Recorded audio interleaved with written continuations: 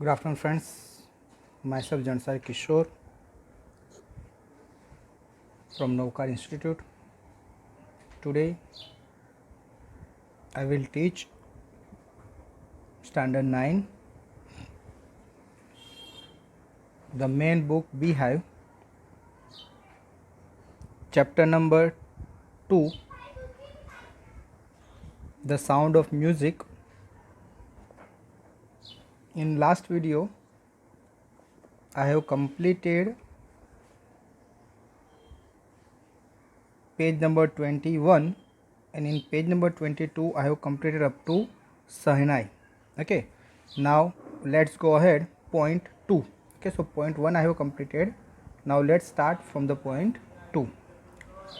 The sound of the Sahnai began to be considered auspicious. The sound of Sahnai, जो सहना का sound था वो बहुत ही ऑस्पिशियस. ऑस्पिशियस का मीनिंग आता है प्रॉमिसिंग गुड फॉर्चून, यानी किसी का लक अच्छा होगा. तो ये अच्छे लक के लोग क्या करते हैं, सहनाई बजाते हैं. तो सहनाई का जो साउंड है वो अच्छा लक क्या करता है, लाता है. And for this reason it is still played in temples and is an indispensable component of any North Indian wedding. तो यही रीज़न की वजह से ये जो सहनाई है वो मंदिर में, उसके अलावा जहाँ पर नॉर्थ इंडियन वेडिंग होते हैं तो वहाँ पर compulsory they play shehnai. In the past, अगर पास्ट की बात करें, the shehnai was part of the नौबत और traditional ensemble of 9 instrument found at royal court. अगर पहले की बात करें तो पहले के जो किंग्स थे तो उनके वहाँ पर बहुत सारे इंस्ट्रूमेंट हुआ करते थे.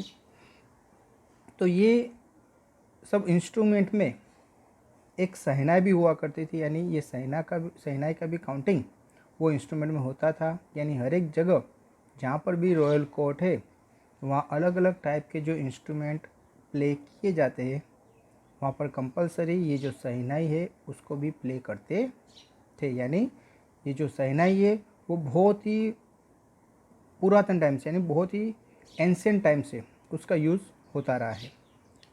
Till recently it was used only in temples and wedding.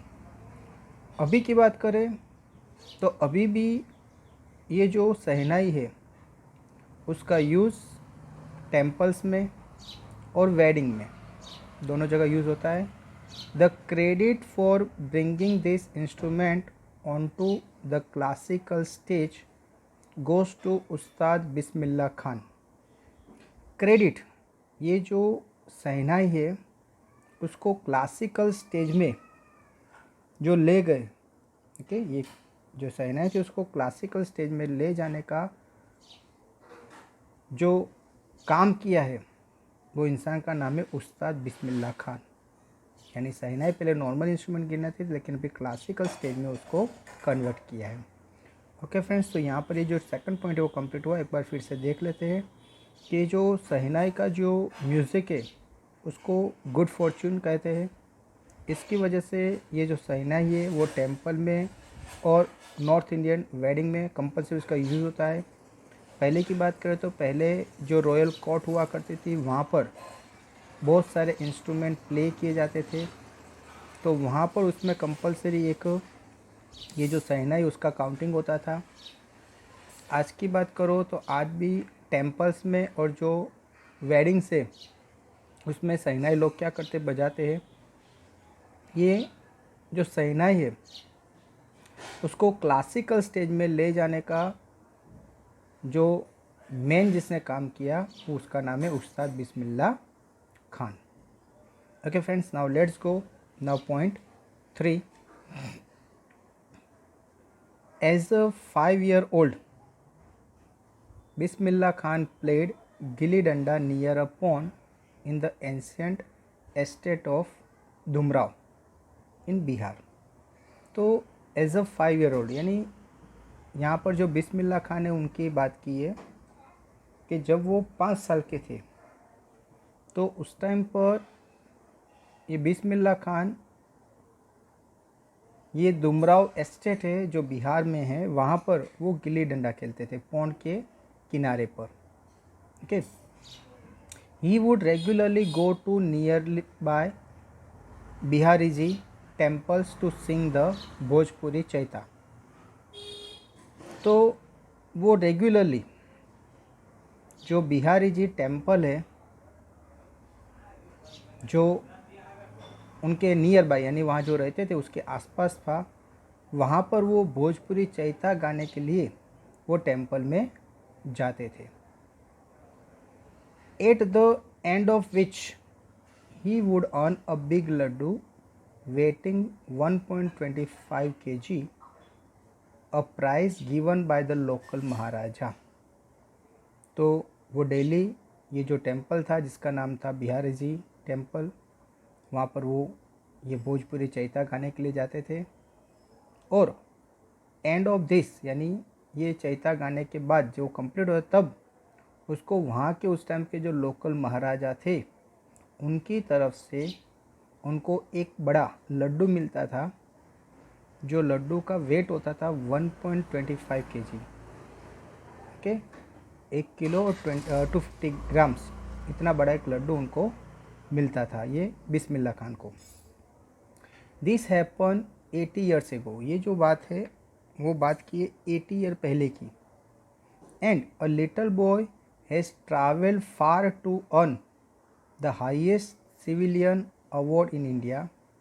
ये जो बात है वो 80 ईयर पहले की है। और ये जो छोटा बच्चा था उसने वहाँ से यानी एक 1.25 kg के लड्डू से स्टार्ट करके कहाँ तक ट्रैवल किया कि इंडिया का सबसे जो बड़ा अवार्ड है जिसको बोलते हैं भारत रत्न, वो अवार्ड उन्होंने क्या किया, रिसीव किया। तो ये जो अपने बिस्मिल्लाह खान थे तो उन्होंने जैसे स्टार्टिंग किया था, एक बिहारी जी जो टेम्पल है वहाँ पर भोजपुरी चैता गाने जाते थे और वो चैता के बदले में उनको एंड ऑफ द चैता उसको 1.25 kg का एक लड्डू मिलता था। तो वो एक उनका पहले क्या था, स्टार्टिंग का एक इनकम थी, ये प्राइस था। और धीरे धीरे करके उन्होंने आज जो भारत का सबसे जो बड़ा अवार्ड है जिसका नाम है भारत रत्न, वो उन्होंने क्या किया, रिसीव किया। ओके फ्रेंड्स, तो यहाँ जो थर्ड ये जो पॉइंट दिया है उसमें मैं बताया क्या है कि ये जो बिस्मिल्लाह खान थे जो वो 5 साल के थे तब वो दुमराव एस्टेट के जो बिहार में है वहाँ पर तालाब के किनारे वो गिल्ली डंडा खेला करते थे। वो रेगुलरली ये जो बिहारी जी टेम्पल है वहाँ पर भोजपुरी चैता गाने के लिए जाते थे और चैता के बदले में उनको 1.25 kg का लड्डू प्राइज़ में मिलता था वहाँ के जो लोकल महाराजा थे उनकी तरफ से। ये जो बात की वो 80 ईयर पहले की है, लेकिन वहाँ से उन्होंने ट्रैवलिंग जैसे स्टार्ट किया और आज इंडिया का सबसे बड़ा जो हाईएस्ट अवार्ड है जिसको बोलते हैं भारत रत्न, वो भारत रत्न उन्होंने प्राप्त किया। Okay, now see the point 4।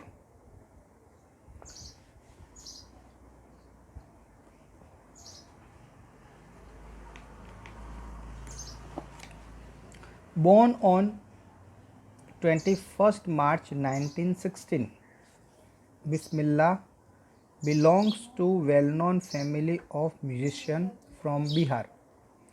तो ये जो बिस्मिल्लाह खान थे उनका जन्म 21 मार्च 1916 को हुआ था। और जो बिस्मिल्लाह खान थे वो एक वेल नोन फैमिली यानी बहुत ही फेमस जानी हुई फैमिली से बिलोंग करते थे। और वो जो फैमिली थी पूरी वो बिहार में एक म्यूजिशियन फैमिली की तरह क्या थी, जानी जाती थी। अभी म्यूजिशियन क्यों, क्योंकि उनके घर में जितने भी लोग थे वो मोस्ट ऑफ ये म्यूज़िक के साथ क्या थे, कनेक्टेड थे। हीज़ ग्रैंडफादर, ये भी बात की है, ये बिस्मिल्लाह खान के जो ग्रैंडफादर थे जिनका नाम था रसूल बख्श खान। ये जो बिस्मिल्लाह खान है उनके ग्रैंडफादर यानी दादा, उसका नाम था Rasool Bakhsh Khan was the shehnai nawaz of the Bhojpuri king's court. उनके जो ग्रैंडफादर थे वो एक भोजपुरी किंग की कोर्ट में वो शहनाई नवाज थे। शहनाई नवाज का मीनिंग होता है वहाँ पर वो किंग के लिए शहनाई क्या करते थे, प्ले करते थे। हिज फादर पैगंबर बख्श, अभी उनके फादर की बात की है तो उनके जो फादर थे जिनका नाम था Paigambar Bakhsh, and other paternal ancestors. Paternal यानी फादर की तरफ से जितने भी रिलेटिव्स है उसको पैटर्नल एंसेस्टर, जैसे कि अंकल, ओके। तो फादर की साइड से जितने भी है चाचा है, ओके, जैसे कि आज उसके फादर के जो इतने ब्रदर्स है, उसके दादा के जो ब्रदर्स है उनके जो रिलेटिव्स है, ओके, तो ये सब लोग को पैटर्नल एंसेस्टर। तो उनके जो बड़े पापा थे, अंकल थे, उनके अंकल के लड़के थे, बड़े पापा के जो लड़के थे, वो सब आता है पैटर्नल एंसेस्टर्स में। तो वो सब लोग क्या थे, ancestor were also great shehnai player.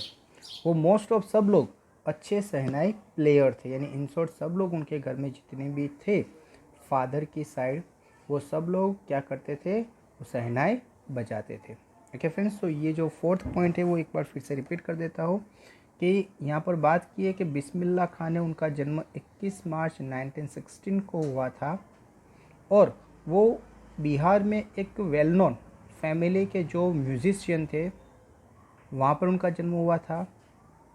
उनके जो ग्रैंडफादर थे जिसका नाम था रसूल बख्श खान, वो भोजपुरी किंग की कोर्ट में एक शहनाई नवाज थे। उनके फादर की बात करें तो जिसका नाम था पैगंबर बख्श, वो और उसके अलावा उसके पैटर्नल एंसेस्टर से जितने भी, वो सब लोग अच्छे शहनाई प्लेयर थे। Okay friends, now see the next 5 point.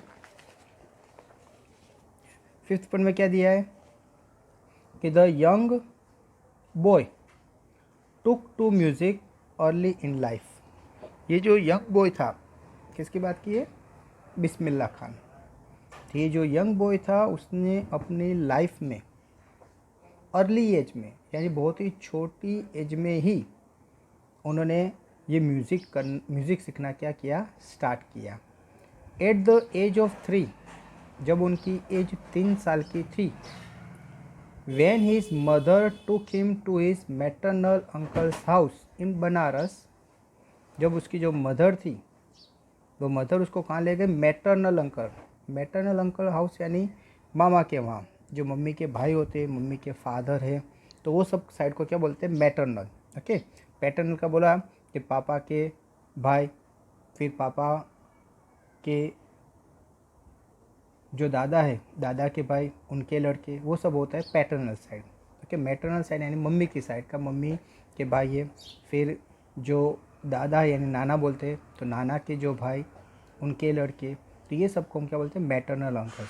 तो उनके जो मैटरनल अंकल्स थे, ओके, तो his maternal uncles house in Banaras now Varanasi. तब जब उसकी मदर थी, जब ये बिस्मिल्लाह खान 3 साल के थे, तो उसकी मदर बिस्मिल्लाह खान को अपने मैटरनल अंकल मामा के घर ले गई, कि जो कहाँ था, बनारस। और अभी ये जो बनारस है उसको सब लोग वाराणसी के नाम से क्या करते हैं, जानते हैं। तो ये जो मम्मी थी उसको, बिस्मिल्लाह खान को अपने पैटर्नल अंकल के पास ये बनारस या अभी जो बोलते हैं वाराणसी में लेकर गई। Bismillah was fascinated watching his uncles practised the शहनाई।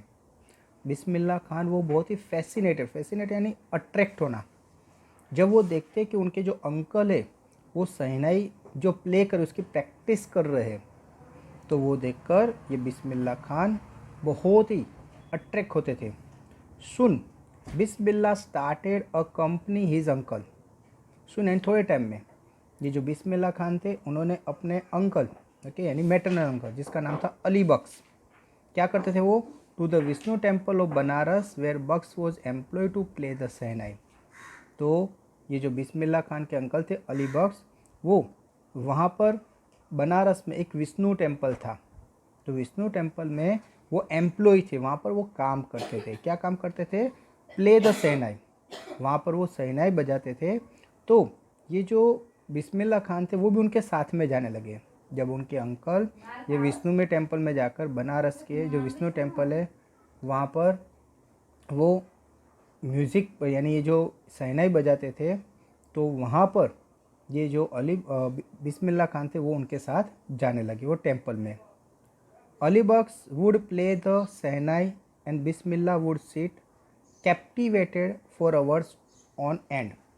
ये जो अली बख्श थे वो शहनाई बजाते थे और ये जो बिस्मिल्लाह खान है वो उनके तरफ वो क्या करते थे, देखते रहते थे जब तक उनका ये प्ले यानी ये जो म्यूज़िक बजाना कंप्लीट नहीं होता तब तक ये उनके सामने बैठे रहते थे और उनको क्या करते थे, देखते रहते थे। Slowly he started getting lesson in playing the instrument and would sit practising throughout the day. Slowly अभी उन्होंने भी जैसे ये उनको अंकल को यानी मामा को देखते थे पूरा दिन वो किस तरह से शहनाई बजाते हैं, अभी धीरे धीरे उन्होंने भी क्या किया, वो लेसन यानी उनसे सीखना स्टार्ट किया। ये जो इंस्ट्रूमेंट है उसको किस तरह से बैठते हैं, किस तरह से प्रैक्टिस करते हैं और किस तरह से प्ले करते हैं, वो सब धीरे धीरे चीज़ उन्होंने अपने अंकल के यानी मैटरनल अंकल के पास ये सीखना स्टार्ट किया। 4 years to come the temple of Balaji and Mangala Maiya and the bank of the Ganga become the young practiced favorite haunts where he could practice in solitude। तो 4 years come to temple, वो बहुत साल से temple में आते थे जिसका नाम था बालाजी और दूसरा मंगला मैया। तो ये जो टेम्पल थे वहाँ पर वो क्या करते थे, जाते थे और बैंक ऑफ द गंगा यानी जो गंगा नदी थी उसके किनारे पर वो बैठकर क्या करते थे, प्रैक्टिस करते थे। यानी जो ये शहनाई जो प्लेइंग करना था वो सीख गए थे, अभी वो क्या करते थे, ज़्यादा से ज़्यादा टाइम बैठकर वहाँ पर वो प्रैक्टिस करते थे और वो अकेले यानी कोई उसके आसपास होता नहीं, वो उसी टाइम पर जाते थे और अकेले बैठकर ही वहाँ क्या करते थे, प्रैक्टिस किया करते थे। The flowing water of the Ganga inspired him to improvise and invented rags that were earlier considered to be beyond the range of the Sahnai। तो ये अकेले वहाँ बैठकर जो flowing water of the Ganga, जो गंगा माता का जो पानी वहाँ बहता था, वो पानी बहने से जैसे उनको इंस्पिरेशन मिलता था और वही इंस्पिरेशन से वो जो शहनाई है वो शहनाई में से अलग अलग टाइप के वो राग्स इन्वेंट किए, यानी अलग अलग राग उन्होंने प्रोड्यूस किए। ओके, जो पहले किसी ने ऐसे म्यूज़िक यानी ये शहनाई में से ऐसा आवाज़ निकाले नहीं थे, ऐसे नए नए टाइप्स के उन्होंने राग क्या किया है, उसी में से इन्वेंट किए। ओके, फिर से एक बार देख लेते हैं कि यहाँ जो ये 5th पैराग्राफ में बताया कि जो ये बिस्मिल्लाह खान थे जब वो छोटे थे, यहाँ बताया उसकी एज बताया कि when he was only 3 year old। Okay, पहले बात की कि वो बहुत ही छोटी एज में उन्होंने सीखना स्टार्ट किया। फिर बोला कि जब वो 3 साल के थे तो अपनी मम्मी के साथ अपने मैटरनल अंकल के वहाँ यानी मामा के वहाँ पर गए बनारस में, जो अभी वाराणसी के नाम से पहचाना जाता है। तो बिस्मिल्लाह खान वो अपने अंकल यानी उसके जो अंकल थे अली बख्श, वो जब म्यूज़िक बजाते थे वो खास करके विष्णु टेम्पल बनारस में था, वहाँ पर वो एम्प्लॉय थे और वहाँ जाकर वो शहनाई बजाते थे। तो ये जो बिस्मिल्लाह खान थे वो भी अपने अंकल के साथ जाते थे और वहाँ पर जब उसके अंकल ये शहनाई बजाते उनको क्या करते, देखते रहते। ओके, इस तरह से धीरे धीरे बहुत टाइम देखा, उसके बाद उन्होंने भी सोचा भी मैं भी क्या करूँ, प्ले करना स्टार्ट करूँ। उन्होंने अपने अंकल के पास ये इंस्ट्रूमेंट सीखने का क्या किया, स्टार्ट किया।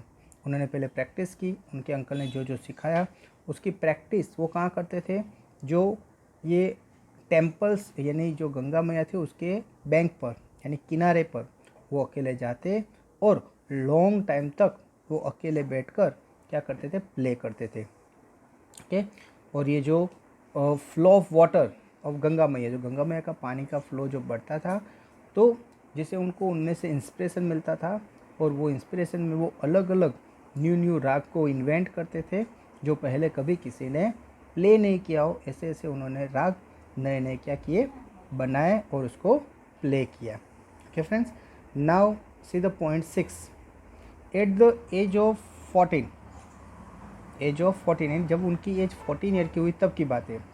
बिस्मिल्ला accompanied his uncle to the Allahabad music conference. जब ये बिस्मिल्ला 14 ईयर के हुए तो बिस्मिल्ला अपने अंकल के साथ इलाहाबाद में एक म्यूज़िक कॉन्फ्रेंस था उसमें गए। Eight the end of the recital, जब ये प्ले सब कंप्लीट हुआ, यानी सब लोगों ने अपना अपना जो परफॉर्मेंस था वो प्ले कर दिया, उसके बाद उस्ताद Faiz Khan patted the young boys back and said, तो उस टाइम पर उस्ताद जो फैज़ खान थे उन्होंने ये बिस्मिल्लाह को पेट करते हुए कहा कि work hard and you shall make it, आप हार्ड वर्क करो और एक दिन आपका नाम होगा। With the opening of All India Radio in Lucknow in 1938 came Bismillah's big break। तो जब ये ऑल इंडिया रेडियो लखनऊ में स्टार्ट हुआ 1938 में, तब ये बिस्मिल्लाह खान को एक ब्रेक मिली, यानी एक शुरुआत मिली, क्योंकि अभी तक वो अलग अलग जगह जाकर क्या करते थे, म्यूज़िक बजाते, शहनाई बजाते थे, लेकिन पूरा वर्ल्ड ने कब सुना, जब उन्होंने ये ऑल इंडिया रेडियो स्टार्ट हुआ तब लखनऊ में 1938 में, तब बिस्मिल्लाह खान को चांस मिला कि जो ये स्टेशन स्टार्ट होता है तब आपको क्या करना है, अपना म्यूज़िक प्ले करना है। तो आज भी कहीं भी आप जैसे ऑल इंडिया रेडियो का म्यूज़िक सुनोगे तो सबसे पहले आपको क्या होती है, वो शहनाई का आवाज़ सुनाई देता है, और वो जो शहनाई का आवाज़ है वो बिस्मिल्लाह खान ने प्ले किया था। He soon become the often heard shehnai player on radio, और उसके बाद वो जब भी रेडियो स्टार्ट करते तब उनकी शहनाई सुनाई देती, इसलिए वो हर एक जगह यानी पूरे इंडिया में क्या हो गए, फेमस हो गए। ठीक, तो ये जो 6 पॉइंट है उसमें दिया है कि बिस्मिल्लाह खान जब 14 ईयर के थे तब उन्होंने एक इलाहाबाद में म्यूज़िक कॉन्फ्रेंस अटेंड किया। ये प्रोग्राम जब कंप्लीट हुआ तब उस्ताद फैसल खान थे, उन्होंने उसको पेट करके कहा कि भाई आप हार्ड वर्क करो और आप अपना नाम कमाओगे।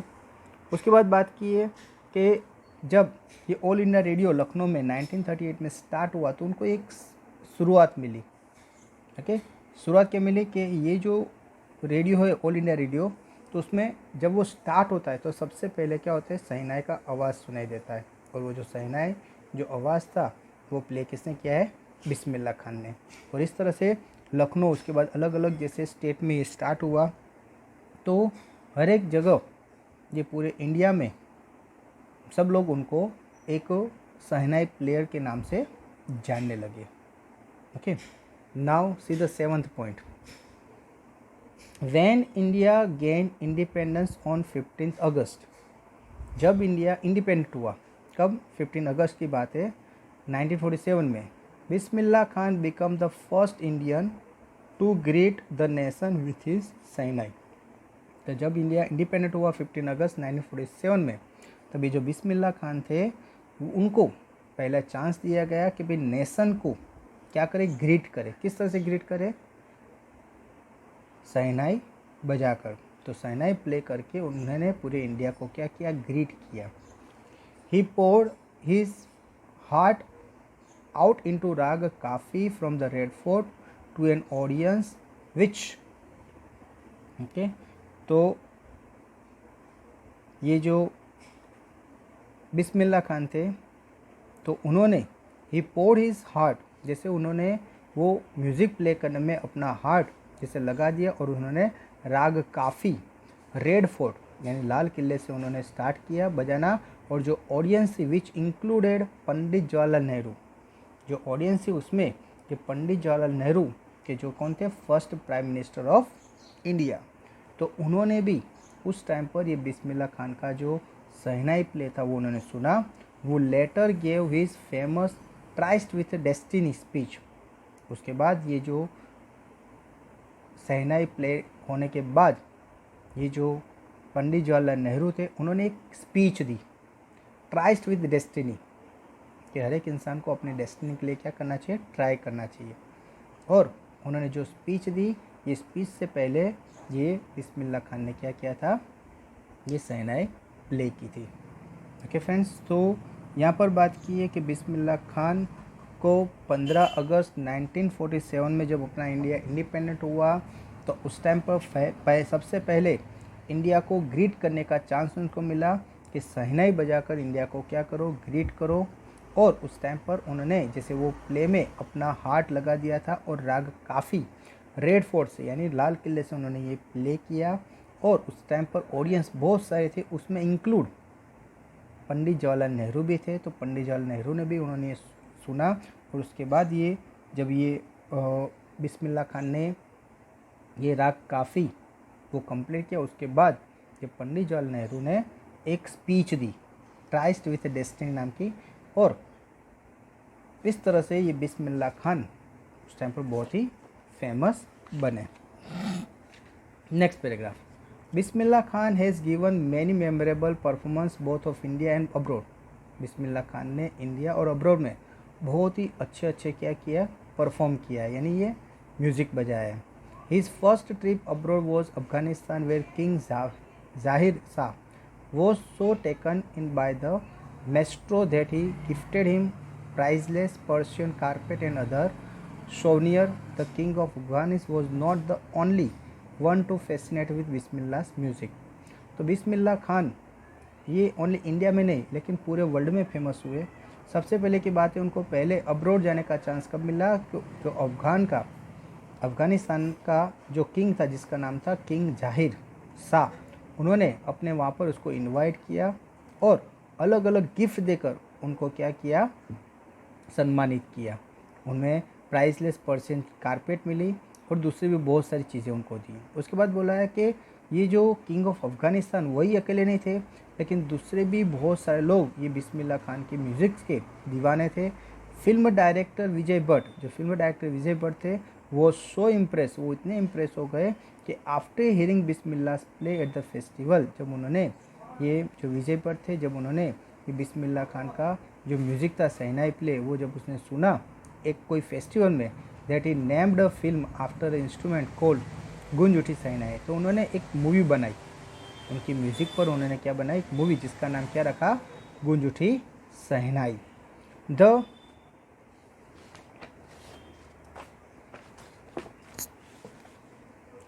फिल्म वॉज हिट, और वो जो फिल्म थी वो क्या हो गई, हिट हो गई। And one of the Bismillah Khan's composition, और ये बिस्मिल्लाह खान का पहला कंपोजिशन था जिसका नाम था दिल का खिलौना है टूट गया। एक दूसरा भी कंपोजिशन है दिल का खिलौना टूट गया, turned out of the nation wide, और ये खाली नेशन यानी पूरे इंडिया में और दूसरे कंट्री में भी ये फेमस हुआ। Okay, chart buster despite this huge success in the collegial world, पूरे वर्ल्ड में उनका फेमस हो गए, सब लोग उनको जानने लगे। Bismillah Khan's venture in film must music were limited to Vijay Bhatt's Goonj Uthi Shehnai and Vikram Srinivas Kannada venture Sanadi Appanna. तो उन्होंने ये जो विजय भट्ट थे उन्होंने दो मूवी बनाई, एक पहली थी गूंज उठी शहनाई और दूसरा जो मूवी का नाम था वो सनादी अपन्ना। ये दो उनके म्यूज़िक पर पूरी मूवी बना दी। I just can't come to turn with the artificiality and glamour of the film world, लेकिन वो ये जो glamour of the film world था उसमें वो जाना नहीं चाहते थे, क्योंकि वो पूरा आर्टिफिशियल है, वो कोई रियलिटी नहीं है, वो सब क्या है, एक इमेजिनेशन है। ही सेज विथ एम्फेसिस, ये सब उन्होंने बताया कि मुझे ये जो फिल्म वर्ल्ड है मुझे उसमें आगे बढ़ना नहीं है, यानी उनको ये अपना म्यूज़िक था वो सुनाना था, लेकिन उसी में जाकर उसको जैसे आगे उनकी करियर ये फिल्म जगत में बनानी नहीं थी। यानी 2-3 मूवी बनाई, लेकिन उसके बाद उन्होंने फिर क्या कर दिया, वहाँ से स्टॉप कर दिया और अपने वही काम में, यानी जो उनका जो म्यूज़िक का मेन काम था उसी काम में वो लग गए। ओके फ्रेंड्स, तो यहाँ जो ये 8 पॉइंट था उसमें हमने ये सीखा कि बिस्मिल्लाह खान ने नॉट ओनली इंडिया लेकिन अब्रॉड में जाकर भी काम किया है। सबसे पहले जो अफ़गानिस्तान के जो किंग जाहिर थे उन्होंने अपने वहाँ पर बुलाया और उनका म्यूज़िक सुना, सुनने के बाद उसको बहुत सारी गिफ्ट दी। ओके, जैसे इसमें बहुत प्राइजेज पर्शियन कारपेट दी, दूसरी भी बहुत सारी चीज़ें दी कि जिसकी वजह से वो बहुत ही खुश हुए। और ये किंग ऑफ अफ़गानिस्तान ही नहीं लेकिन दूसरे भी बहुत सारे लोग उसकी म्यूज़िक को सुनकर बहुत ही अट्रैक्ट हुए। एक था विजय भट्ट जिन्होंने उनकी ये म्यूज़िक सुनी और उन्होंने 2 पिक्चर बना दी, एक गूंज उठी शहनाई और दूसरी मूवी थी उसका नाम था सनादी अपन्ना।